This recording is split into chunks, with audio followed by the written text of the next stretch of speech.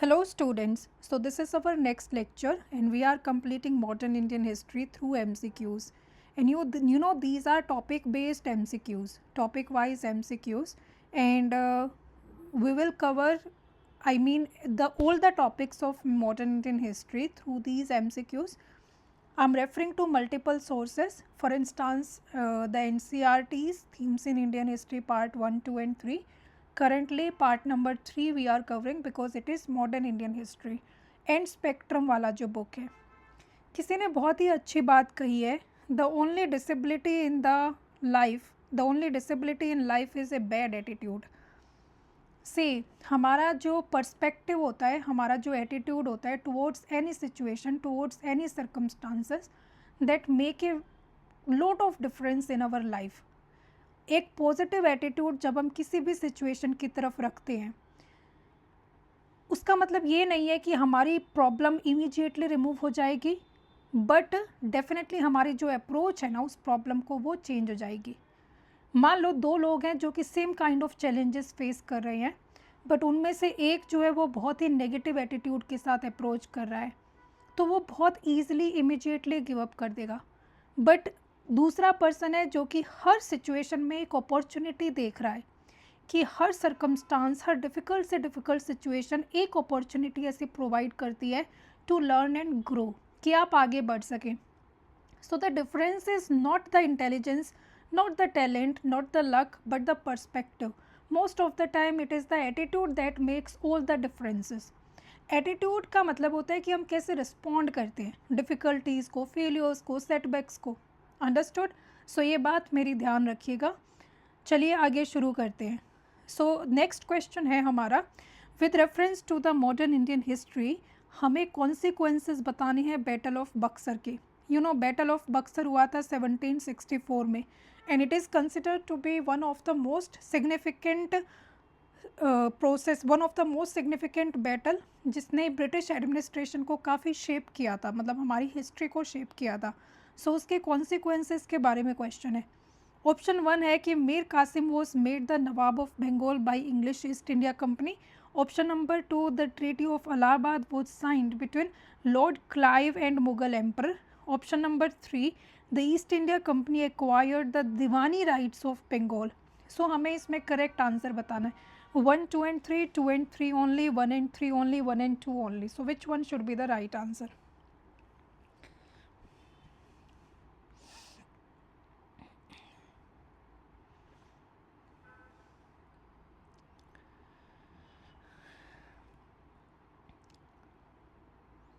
See, in 1764 battle of Buxar took place. इसका prime reason क्या था? एक पर्सन था Mir Qasim. Mir Qasim was the nawab of Bengal. वो बहुत ज़्यादा परेशान हो गया था क्योंकि East India Company constantly Bengal administration में इंटरफेयर कर रही थी और वो ये चीज़ चाहता नहीं था. सो उसने सबसे पहले एक ये बैटल कह लो या फिर एक तरह का इस तरह की चीज़ें इनिशिएट करी थी, मतलब इस तरह की कि रिवोल्ट या फिर इस तरह मतलब उनके अगेंस्ट जाना, उनको अपोज करना, ये उन्होंने इनिशिएट किया था. बट वो सक्सेसफुल नहीं हुआ था. एंड बिकॉज वो सक्सेसफुल नहीं हुआ था तो उसने क्या किया, एक अलायंस फॉर्म किया. उस अलायंस में उसने नवाब ऑफ अवध को बुलाया. नवाब ऑफ अवध कौन था? Shujauddaula. Shujauddaula was the nawab of Awadh. So उसने नवाब ऑफ अवध को बुलाया. फिर उसने मुग़ल एम्पर शाह आलम टू को भी बुलाया, शाह आलम टू. सो इन तीनों ने अलायंस फॉर्म किया और इन तीनों ने ईस्ट इंडिया कंपनी के साथ ये बैटल किया था, battle of Buxar. East India Company at that time was led by Hector Munro. और इस बैटल का रिजल्ट ये रहा कि ईस्ट इंडिया कंपनी ने इन तीनों को डिफीट कर दिया. अब मेयर डिफीट नहीं था ये, क्योंकि एक तरह से आप देखो इसमें बंगाल, अवध और मुग़ल एम्परर. सो बेसिकली ये clear cut east India company की सुप्रीमेसी एस्टेब्लिश करी गई. इसके बाद पूरे नॉर्दर्न इंडिया में ईस्ट इंडिया कंपनी की मिलिट्री सुप्रीमेसी एस्टेब्लिश हो गई थी. ठीक है. और जैसे ये बैटल ख़त्म होता है, मीर कासिम की जगह पर मीर जफ़र को बंगाल का नवाब बना दिया गया. अब कासिम ने ही तो ये रिवोल्ट स्टार्ट किया था, ये ओपोजिशन स्टार्ट किया था. सो कासिम को कैसे वो नवाब ऑफ बंगाल बना देंगे? सो फर्स्ट ऑप्शन गलत हो जाता है. Mir Jafar was made the nawab of Bengal. Second option बिल्कुल सही है स्टूडेंट्स। एक ट्रीटी ऑफ इलाहाबाद साइन की गई जो कि लॉर्ड क्लाइव और मुगल एम्परर शाह आलम II के बीच में थी। And as per this treaty dual government Bengal के अंदर एस्टेब्लिश कर दिया गया। अब ये ड्यूअल गवर्नमेंट क्या था, इसमें बोला गया कि जो दीवानी राइट्स है ना, दीवानी का मतलब है कि जो रेवेन्यू कलेक्शन के राइट्स हैं वो तो रहेंगे ईस्ट इंडिया कंपनी के पास, और जो निजामत राइट्स हैं, निजामत का मतलब जो क्रिमिनल एडमिनिस्ट्रेशन के राइट्स हैं वो रहेंगे मुगल एम्परर के पास। इस तरह से ड्यूअल गवर्नमेंट एस्टेब्लिश किया गया बंगाल में। The East India Company acquired the diwani rights of Bengal. Told you ये चीज़ हुई थी। सो बिल्कुल सही है second and third option. First यहाँ पर गलत ऑप्शन है बिकॉज मीर कासिम को हटा दिया गया था एंड मीर जफ़र को basically nawab of Bengal establish कर दिया गया था, मतलब ही was made the nawab of Bengal. चलो ओके अच्छा, इसमें एक और चीज़ इंपॉर्टेंट हमें याद रखनी है, जैसे यहाँ पर पूरा मैंने लिखा हुआ है 1764 में ये बैटल हुआ था। Hector Munro was leading East India Company. There were combined forces of Bengal, Awadh and Mughal emperor Shah Alam II। There was a decisive British victory and Mir Qasim को हटा दिया गया। मीर जफ़र को as nawab of Bengal place किया गया। कंपनी ने डायरेक्ट एडमिनिस्ट्रेशन अवॉइड किया। इनिशियली कोई डायरेक्ट एडमिनिस्ट्रेशन नहीं था। एडमिनिस्ट्रेशन दो लोगों के थ्रू होता था, एक नायब दीवान एंड नायब नाजिम, नायब दीवान एंड नायब Nazim. So direct administration initially company ने अवॉइड किया था। ट्रीटी ऑफ इलाहाबाद हुई शाह आलम II और लॉर्ड क्लाइव के बीच में। नवाब ऑफ अवध के साथ एक सेपरेट ट्रीटी भी हुई थी 1765 में। Diwani of Bengal, Bihar and Orissa, Diwani rights East India Company के पास चले गए और जो निजामत राइट्स थे ना, निजामत मतलब क्रिमिनल एडमिनिस्ट्रेशन के जो राइट्स थे वो मुगल एम्परर के पास रहे। Next question, the doctrine of paramountcy, ये एक्चुअली क्या पॉलिसी थी कि जो ब्रिटिश ईस्ट इंडिया कंपनी है ना वो पैरामाउंट है, मतलब वो सुप्रीम है, सुप्रीम अथॉरिटी है। यू नो उस टाइम पर इंडिया डिवाइडेड था कई सारे प्रिंसली स्टेट्स में, एंड एक तरफ मतलब ब्रिटिश ईस्ट इंडिया कंपनी थी, मतलब ब्रिटिश एक्सपांड कर रहा था यहाँ पर कॉलोनियलिज्म, और एक तरफ हमारे जो प्रिंसली स्टेट्स थे। सो ये डॉक्ट्रिन के अंदर ये बोला गया कि जो ब्रिटिश पावर है वो सॉवरेन है, मतलब सुप्रीम है basically as compare to princely states. So ये कौन से गवर्नर जनरल के टाइम इनिशिएट हुई थी? Lord Hastings, Lord Cornwallis, Lord Wellesley and William Bentinck. See ये तो सभी ऑब्वियस सी बात है, ये तब कि ये जब आई होगी ऐसी कोई पॉलिसी, ये 1857 के रिवॉल्ट से पहले ही आई होगी, क्योंकि 1857 के रिवॉल्ट के बाद तो बहुत सारी चीज़ें चेंज होने लग गई थी, ब्रिटिशर्स का एटीट्यूड टुवर्ड्स द इंडियंस। उससे पहले ये पैरामाउंटेंसी की जो सोच है वो फैलाने की कोशिश करी गई होगी। सो बेसिकली ये टाइम ड्यूरेशन था 1813 से लेकर 1823, अराउंड दिस टाइम ये पॉलिसी लाई गई थी, ठीक है। और ये आई थी लॉर्ड हेस्टिंग्स के टाइम पर। यहाँ पर आप एलिमिनेट भी कर सकते हो, जैसे लॉर्ड कॉर्नवालिस किससे रिलेटेड है? परमानेंट सेटलमेंट से रिलेटेड है, और परमानेंट सेटलमेंट बहुत पहले आया था 1793 समथिंग। लॉर्ड वेलेस्ली का सब्सिडरी अलायंस था, सब्सिडरी अलायंस लॉर्ड वेलेस्ली का, ये भी बहुत पहले आया था 1805 में। उसके अलावा लॉर्ड बेंटिक तो बहुत बाद में, जैसे 1828 to 35 रहे थे गवर्नर जनरल, ठीक है। तो तब तो काफ़ी लेट हो गया था, क्योंकि तब सोशल रिनेसां और रिफॉर्म वाला पीरियड भी आ गया था 2835 के टाइम पर। सो इसमें Lord Hastings is the right answer. 1813 से 23 तक का इनका टेनर रहा था। बेंटिक का जो टेनर है वो 28 से 35 तक का रहा था। All good. So permanent settlement is associated with Cornwallis, subsidiary alliance is associated with Wellesley, and William Bentinck का इससे कोई रिलेशन नहीं है।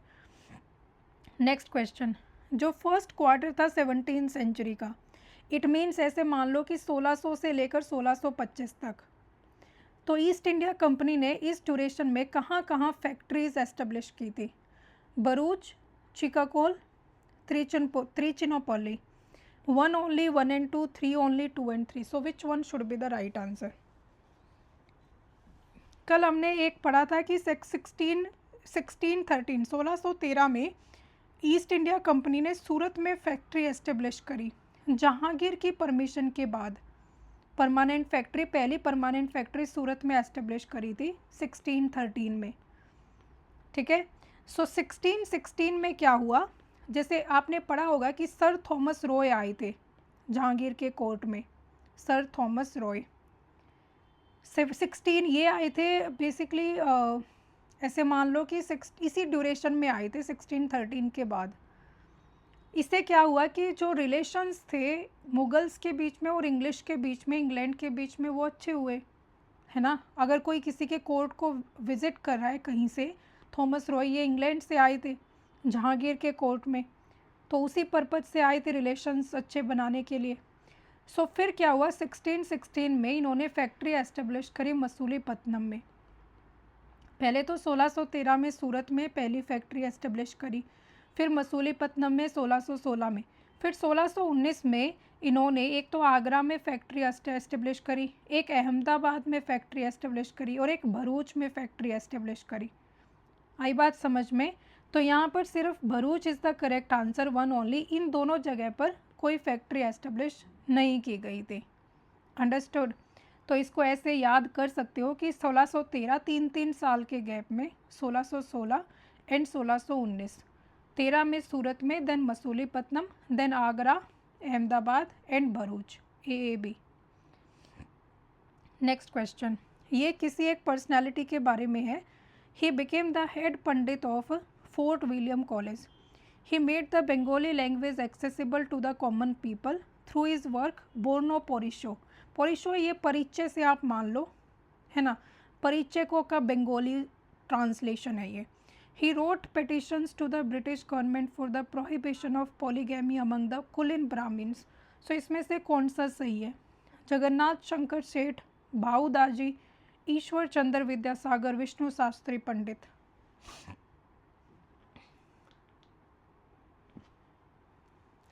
सी ऐसे क्वेश्चंस में या तो आपको क्वेश्चन आता है या फिर नहीं आता है, बिकॉज इसमें कोई गेस वर्क तो नहीं चलता है कि हम कोई नॉलेज से या फिर पैटर्न रिकॉग्निशन से कुछ एलिमिनेट कर पाएँ।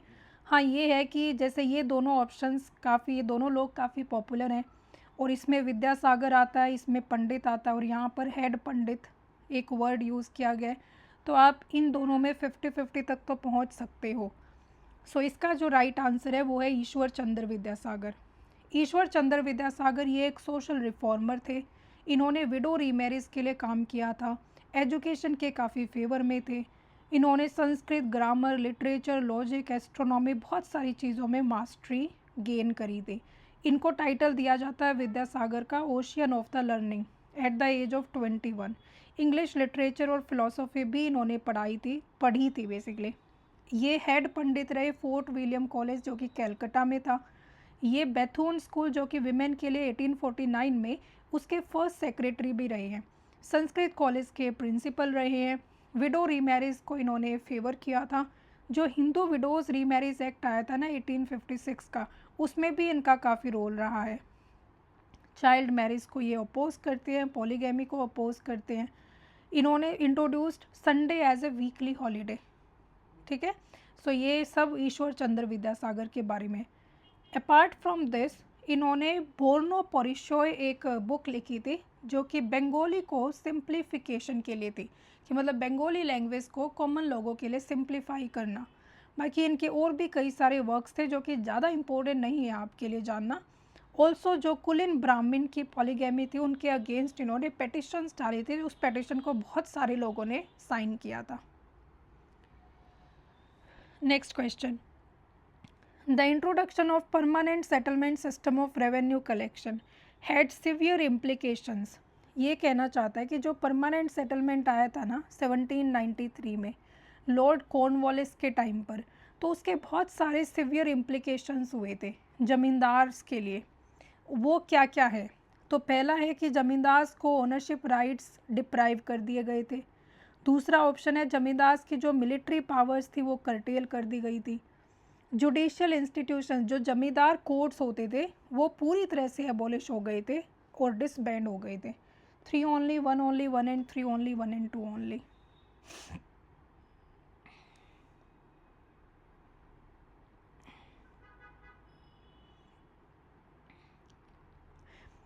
सी 1793 में कॉर्नवालिस ये सिस्टम लेकर आए थे और ये first major land settlement system था, लैंड रेवेन्यू सेटलमेंट सिस्टम था।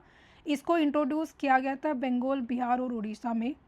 इसका मेन ऑब्जेक्टिव था कि ईस्ट इंडिया कंपनी को एक स्टेबल इनकम मिलती रही, फिक्स्ड लैंड रेवेन्यू मिलता रही, है ना। और एक तो ये रीज़न था कि उनको स्टेबल और फिक्स्ड रेवेन्यू चाहिए था। दूसरा एक रीज़न इसका ये था कि ब्रिटिश ईस्ट इंडिया कंपनी एक ऐसी क्लास क्रिएट करना चाहती थी जो कि जमींदार्स के थे, और ये जमींदार ईस्ट इंडिया कंपनी के लिए लॉयल रहेंगे। तो ऑब्वियस सी बात है कि ईस्ट इंडिया कंपनी इनको ओनरशिप राइट्स तो प्रोवाइड करेगी ना, तभी तो ये इनके लिए लॉयल रहेंगे। क्योंकि रेवेन्यू सेटलमेंट सिस्टम का पर्पज़ सिर्फ इनकम नहीं था, सिर्फ रेवेन्यू नहीं था, ये अपनी कुछ सारे लोगों की फोर्स खड़ी करना चाहते थे, ग्रुप ऑफ पीपल जो उनके लॉयल रहे, है ना, और जो इंटरमीडियरी का भी काम करें। सो जो जमींदार होते थे वो लैंड रेवेन्यू तो कलेक्ट करते ही थे, वो इंटरमीडियरी का भी काम करते थे ब्रिटिशर्स और कॉमन मैन के बीच में। सो पहला ऑप्शन बिल्कुल गलत है, इसमें ओनरशिप राइट्स डिप्राइव नहीं किए गए थे। इनफैक्ट इसमें ओनरशिप राइट्स को हेरिडेटरी कर दिया गया था। देखो, रेवेन्यू कलेक्शन का जो एक तरह से सिस्टम था वो मुगल्स के टाइम पर भी होता था, मुगल्स के टाइम पर भी रेवेन्यू कलेक्ट किया जाता था, बट उनके टाइम पर ओनरशिप राइट्स नहीं होते थे। बट जो परमानेंट सेटलमेंट आया था उसमें ओनरशिप राइट्स प्रोवाइड कर दिए गए थे जमींदार के लिए। सो फर्स्ट ऑप्शन गलत है, सेकेंड ऑप्शन सही है, क्योंकि इसमें ना जमींदार पूरी तरह से ईस्ट इंडिया कंपनी के अंडर काम करेंगे, क्योंकि भाई उनको लैंड राइट्स मिल रहे हैं, हेरिडेटरी राइट्स। सो उनसे ना उनकी प्राइवेट आर्मी, वो प्राइवेट ट्रूप्स अपनी नहीं रख सकते थे, ठीक है, जमींदार जो होते थे। तो यहाँ पर सेकंड स्टेटमेंट बिल्कुल करेक्ट है, उनकी मिलिट्री पावर्स को कर्टेल कर दिया गया था ताकि कल को जाकर वो ब्रिटिश अथॉरिटी को चैलेंज ना कर दे। अब थर्ड ऑप्शन गलत है, क्योंकि देखो इसमें एक वर्ड यूज़ किया गया कंप्लीटली एबॉलिश्ड, ऐसा कुछ भी नहीं था। अगर आप themes in Indian history part 3 पढ़ो तो आपको पता चलेगा कि जो जमींदार कोर्ट्स होते थे वो एग्जिस्ट कर रहे थे। इट इज़ जस्ट दैट कि अब वो डिस्ट्रिक्ट कलेक्टर के अंडर आते थे, उसमें जो सुप्रीम अथॉरिटी रहेगी वो डिस्ट्रिक्ट कलेक्टर की रहेगी। सो कम्प्लीटली एबॉलिश उनको नहीं किया गया था, उनका बेसिकली जो फंक्शन वो कर रहे थे, बट ऑटोनॉमी रिड्यूस कर दी गई थी। जमींदार की ऑटोनॉमी नहीं थी, डिस्ट्रिक्ट कलेक्टर के अंडर वो कोर्ट्स आने लग गए थे। सो थर्ड ऑप्शन इनकरेक्ट है। सो 1793 लॉर्ड कॉर्नवालिस, बंगाल, बिहार और उड़ीसा में इसको इम्प्लीमेंट किया गया। लैंड रेवेन्यू परमानेंटली फिक्स किया गया, जमींदार रेवेन्यू कलेक्ट करता था, कंपनी को रेवेन्यू पे करता था। इसके अलावा जमींदार के पास ओनरशिप राइट्स होते थे, हेरिडेटरी ओनर्स होते थे ये लैंड के। ऑल्सो प्राइवेट जो आर्म्ड फोर्सेस थे जमींदार की वो डिसबैंड कर दी गई थी, जमींदार की जो मिलिट्री पावर्स थी वो कर्टेल कर दी गई थी। जमींदारी कोड्स जो कचहरीज होती थी वो पूरी तरह से एबॉलिश नहीं की गई थी, जबकि वो कलेक्टर के सुपरविज़न में प्लेस कर दी गई थी, है ना। तो ये चीज़ें आपको याद रखनी है इसमें। चलो आज इतना ही रखते हैं, मेरी तबीयत थोड़ी सही नहीं है, आप देख सकते हो मेरा गला अभी भी ख़राब है। तो नेक्स्ट सेशन में हम आगे के MCQs कवर करेंगे।